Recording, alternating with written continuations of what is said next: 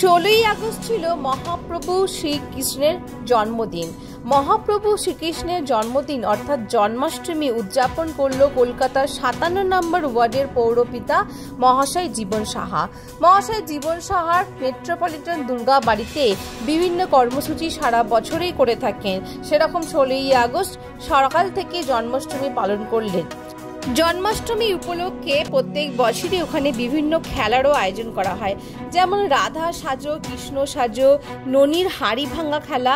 ননির হাড়ি ভাঙা খেলায় নাম দিয়েছিলেন বড় বড় যুবকেরা, এবং রাধা সাজো কৃষ্ণ সাজিতে ছোট ছোট রাধা এবং ছোট ছোট কৃষ্ণ সেজেছিলেন। বেশ ভালোই মজা করে জন্মাষ্টমী উদযাপন করেন 57 নম্বর ওয়ার্ডের সাধারণ মানুষেরা।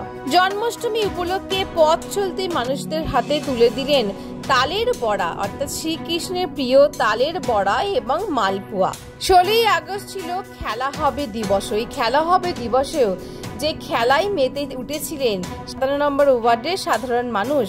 আমরা শুনবো কি বললেন পৌরপিতা জীবন সাহা। 12 মাস এখানে বিভিন্ন ধরনের কর্মসূচি পালন হয়।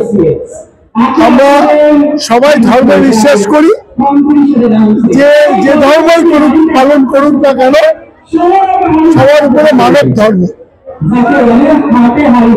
মাননীয় মুখ্যমন্ত্রী বলেন ধর্ম যা যার, উৎসবটা সবার।